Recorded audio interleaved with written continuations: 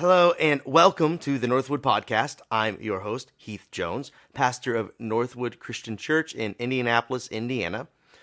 And this week finds me on the wake of several days away where I volunteered as a counselor at a summer camp. So I was wrangling second, third, and fourth graders these past several days. So if my voice sounds a bit tired and strained, that is the reason. Plus, not to mention the bad air quality here in Indianapolis as a result of those forest fires in Canada. So I sound a bit scratchy and I'm a bit tired. So, and also, all of that considered, I didn't have all the time in the world to prepare this episode.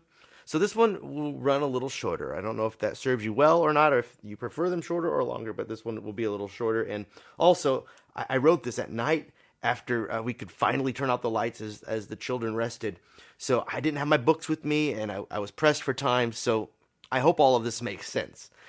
So if you get to the end of this episode and it didn't make a lick of sense, apologies. I hope it works. But enough disclaimers. Before we dive in, I'd like to plug the All Indiana Podcast Network and Wish TV for producing the Northwood Podcast. If you would like to find out more about the podcast produced by them, please visit www.wishtv.com/podcasts. That's www.wishtv.com/podcasts. And if you'd like to learn more about our church, Northwood Christian Church, the church that I pastor, please visit www.indyncc.org. That's www.indncc.org. And there you can find our service times as well as the other ministries of our church. Now, here in a moment, we'll be considering a shorter passage from the Gospel of Matthew, chapter 10. But first, you know how this goes. We must pause for some ads, at least for our podcast audience. And so, for those of you listening, we'll be back in a moment. And we're back. As I was saying, the passage we'll be reading is found in Matthew chapter 10, verses 40 through 42. That's Matthew chapter 10, verses 40 through 42.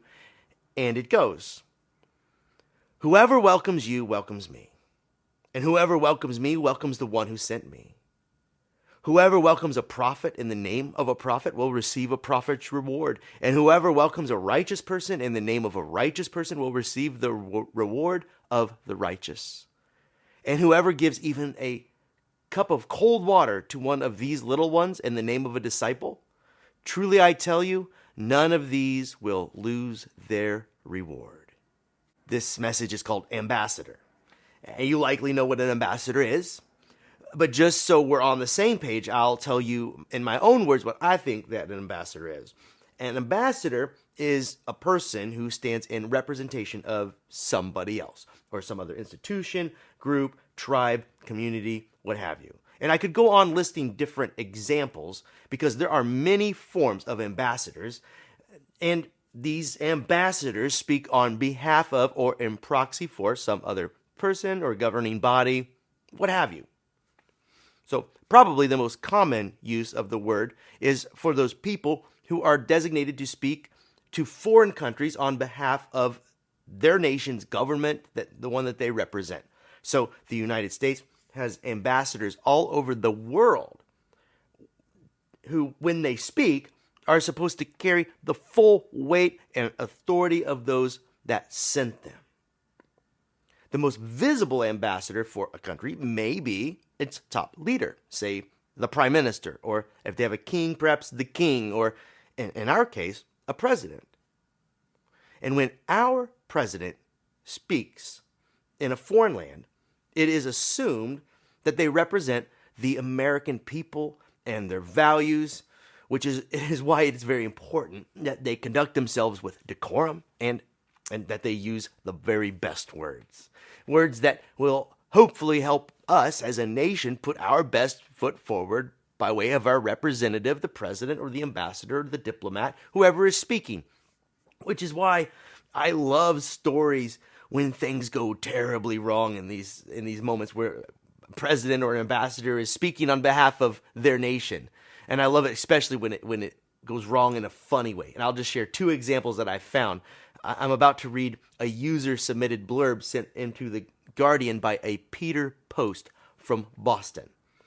And this was submitted when the paper asked their readers to submit stories where a country's representative embarrassed themselves. And I fact-checked these two stories I'm about to read, but in the words of Peter Post, I'll just read it now. Two attempts by American presidents to express their solidarity with Europeans produced terrible results. In June 1963, John F. Kennedy stood at the Berlin Wall and intoned, "Ich bin ein Berliner," which translates as, "I am a cream bun." In December 1977, Jimmy Carter gave a speech in Poland which included the sentence, "I want to know the Polish people."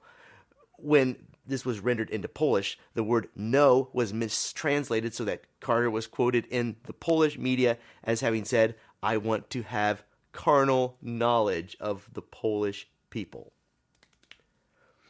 And that carnal knowledge is actually a softer translation of what, in fact, Jimmy Carter said.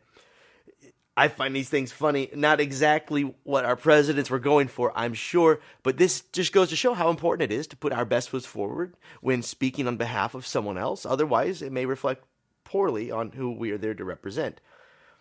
The situations I mentioned above were just moderately embarrassing, but things could have been far worse. And now a seasoned preacher could possibly predict where I'm going here, especially when considering the first line of today's text. Whoever welcomes you welcomes me, and whoever welcomes me welcomes the one who sent me. It's as if Jesus is saying, you are my ambassadors. When you arrive at a new place, you are standing in proxy for me. And I, says Jesus, I am an ambassador for the one who sent me. And Jesus, he was a good ambassador. So much so that many around him began to believe that he was God in the flesh. He so perfectly reflected the values of God who sent him. So you could see how a sermon would go. Define an ambassador, check. Insert funny anecdotes, check. And then it's for me to tell you that we are all ambassadors of Christ and that it really does matter how we conduct ourselves in the world. But before we get there, we've got to talk about those verses that come next, and I'll read them again. Whoever welcomes a prophet in the name of a prophet will receive a prophet's reward. And whoever welcomes a righteous person in the name of a righteous person will receive the reward of the righteous. And whoever gives even a cup of cold water to one of these little ones in the name of a disciple, truly I tell you, none of these will lose their reward. In all of that, verses 41 and 42, they just rub me wrong right out of the gate. What's this about an award system? I've read so much else in the Gospels about altruistic love and giving of ourselves sacrificially, sometimes expecting no reward, often expecting, really, we should never expect a reward for doing the right thing. But here it sounds like being a disciple is a bit like holding a credit card with all sorts of incentives. Do this thing for God and then get a prize. Treat a prophet well and you earn a gold sticker. Give someone some water, get a sticker. As I said, all this talk of reward, it just made this all seem so transactional. And real love is not transactional. So this is a fine mindset to put the disciples in. Not really. Fill them with dreams of reward. So next, then, after filling their heads with dreams of reward, Jesus sends the disciples out to minister across the countryside, where now they may expect a warm reception, the one like Jesus described for them. So one could try and place oneself inside the mind of these disciples after hearing these things. The words of Jesus still ringing in their ears, whoever welcomes a righteous person. And perhaps one of the disciples thought to themselves, well, I'm a righteous person. Looks like it's time for people that we meet along the way to roll out the red carpet. So they expect to walk through the door. The host graciously says, a cup of cold water, perhaps, for the prophet, for the disciple. And they might think, don't mind if I do. It's just what they expect. At least these thoughts and expectations may have entered the minds of the disciples. After these words that Jesus said, expectations that they may be rewarded for their efforts. And, you know, as an aside, make no mistake, this passage is, in fact, meant to encourage disciples to treat other disciples well, to receive a visiting brother or sister in Christ with warmth, hospitality, and love. That is what is meant to be said here. Jesus is saying, receive my disciples well. It's really for those that are welcoming the disciples. But still, all of this strikes me as a bit self-serving for Christians, as it describes the ways that we might care for each other, but it doesn't mention how we are to care for those outside of our Christian communities. And to be sure, Jesus said quite a lot about care for people outside of Christian communities in other places. But here he seems to be having something like an in-house discussion in which he is trying to, well, what exactly? Well, I studied it some more, and I think I figured it out. And here it is in a nutshell. Notice, the blessing does not go to the disciples who arrive at the place. The reward goes to those who receive the disciples, but the disciples serve only as the objects of their charity, those that receive the charity. The reward goes to the one or the ones who give the cup of water to the disciples, not to the disciples themselves. This isn't about them. This is about those that receive Christ's ambassadors, because remember what Jesus told them: anyone who welcomes you welcomes me, and those that welcome me welcome the one who sent me. And what does this mean for those who welcome Christ? Well, this is to welcome love, joy, and peace. It is to welcome the truth. It is to welcome what is good and holy. This is what it means to welcome a disciple. It isn't about the person you're welcoming. It's about who they represent and what values and attributes they reflect onto the person they're ministering to, the values of God. So ambassadors of Christ, Paul would call us later. So when someone welcomes Christ into their lives, they are transformed. And this is their reward. Their reward is a new heart, which is to have the realm of God inside you, to have this new heart.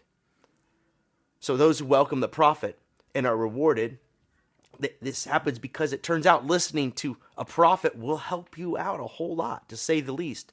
Or to truly welcome a righteous person, that is, a person who lives well, tells the truth and embodies God's love, who has integrity.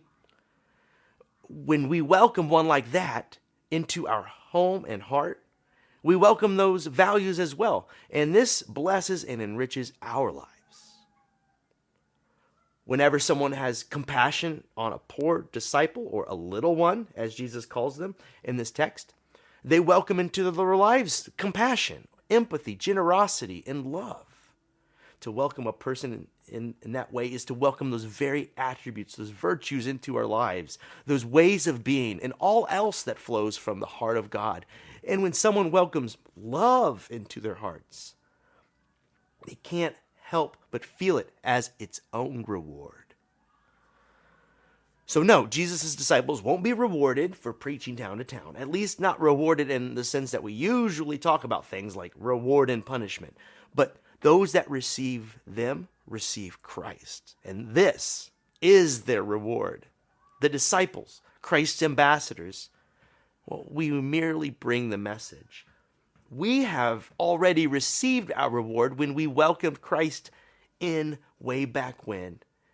Before we set out to preach the gospel ourselves as Jesus' ambassadors, we received the reward way back when, and now it is for us to pass it on. So now I'm back where we started, ambassadors. And those stories I told at the beginning were about two presidents who, as ambassadors, slightly embarrassed themselves and, by extension, their country. I mean, I am a cream bun. That's absolutely absurd. And we can mostly all agree that the presidents were, in those moments, somewhat poor ambassadors for our country. By accident, true, but still not the best way to represent. But sometimes we are somewhat poor ambassadors, and by we, I mean Christians. Christians are sometimes very poor representatives of Jesus, the one who sent us. I'll refrain from getting too judgmental here and we'll be brief because, quite frankly, I'm also talking about me. Sometimes I am a poor ambassador for Christ. Perhaps often I am. Whenever fear keeps us from doing what Christ calls us to do, we are poor ambassadors for Christ. Or whenever Christians fail to show adequate compassion for the vulnerable when we can do something for them, then we are poor ambassadors for Christ. Or whenever we cast judgment on the world outside without removing the planks from our own eyes or taking a critical look at our own lives, we are poor ambassadors. And Christians are known for hypocrisy. When we are patient in love, we are good ambassadors for Jesus, but mostly, whenever we fail to love with the love of Christ, we are poor ambassadors. And we do this all the time. So we should try to be the best ambassadors we can be. I don't know how else to do it but to try and to ask for God's help. I think that second thing is perhaps the place we'll get traction, asking God for grace and help. It's supposed to be that God will give us new hearts if we ask, so let's ask. And in the very asking, I think we are changed. The asking itself is to receive Christ, so asking ye shall receive, as the scriptures say. Ask for the love, the compassion, and the courage that are baked into Jesus' very nature. Ask for what you need to be God's ambassador, for this is what you are, child of God and God's representation here on earth. So ask for God to change your heart, and God will. God is changing our hearts. Then receive your reward, which is the changed heart, which is the receiving of God's love. So receive it. Arise and know your true worth. Then go and preach the gospel yourself. For you may well be the only reflection of Jesus in the lives of many that you meet along life's way. Ambassador of Christ.